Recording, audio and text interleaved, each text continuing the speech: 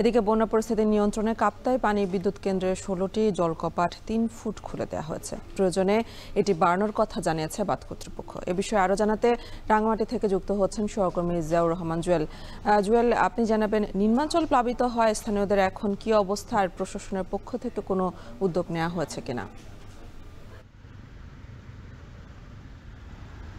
এ নিয়ে আপনি জানেন যে গত 28শে জুলাই থেকে মূলত এইবার রাঙামাটিতে বৃষ্টিপাত হচ্ছে এবং সেটি থেমে থেমে ভারী বৃষ্টিপাত এবং উজান থেকে নেমে আসার ঢলের কারণেই মূলত কাপ্তাই হ্রদের পানির উচ্চতা বৃদ্ধি পেয়েছে।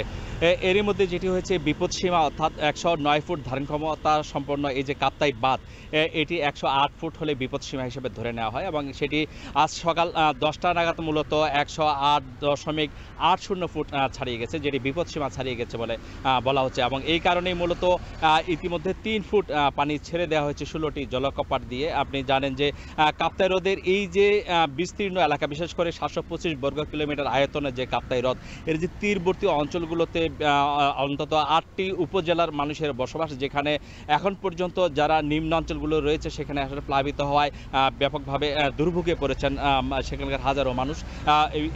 রাস্তাঘাট তলিয়ে গিয়েছে এবং যোগাযোগের যে ব্যবস্থা সেটি আসলে একেবারে ভেঙে পড়েছে বলা যায়।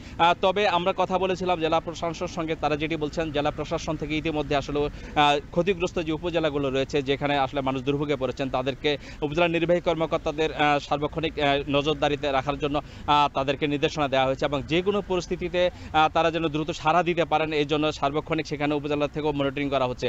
আমরা কথা বলেছিলাম এখানকার যারা বেশ কয়েকজন যে জনপ্রতিনিধি রয়েছে তারা যেটি বলছেন যে অনেক দুর্গম এলাকা রয়েছে যেখানে আসলে মোবাইল নেটওয়ার্ক না থাকায় তাৎক্ষণিকভাবে বোঝাটা বেশ কঠিন, যোগাযোগ করাটাও বেশ কঠিন যে সেখানে আসলে কী পরিমাণ মানুষ ক্ষতিগ্রস্ত হয়েছেন। আমরা প্রতি বছর দেখি এই সময়টিতে আসলে মোটামুটি 20 থেকে 25 হাজার মানুষ এই উপজেলাগুলোতে যে নিম্নাঞ্চলগুলো রয়েছে সেখানে মানুষ পানিবন্দী হয়ে পড়েন এবং তারা ব্যাপকভাবে দুর্ভোগে পড়েন। আমরা একটু কথা বলেছিলাম রাঙ্গামাটির যে কাপ্তাই হ্রদ বাঁধ কর্তৃপক্ষ রয়েছেন পানি বিদ্যুৎ কেন্দ্রের, তারা যেটি বলছিলেন যে গতকাল রাত 11টা নাগাদ মূলত পানির চাপ বৃদ্ধি পাওয়ায় 16টি জলকপাট 2.5 ফুট থেকে 3 ফুট বাড়িয়ে তারা ছেড়ে দিয়েছেন এবং প্রয়োজনে সেটি আরও বাড়ানো হবে। তবে একটু তথ্য বলে রাখি, ইতিমধ্যে রাঙ্গামাটি বান্দরবানের যে চন্দ্রকোনা ফেরি রয়েছে সেটি পানির তীব্র স্রোতের কারণে মূলত ফেরি চলাচল বন্ধ রাখা হয়েছে। রাঙ্গামাটি থেকে এই ছিল আমার কাছে সবশেষ। এনি রাঙ্গামাটি থেকে যুক্ত ছিলেন সহকর্মী জিয়াউর রহমান জুয়েল।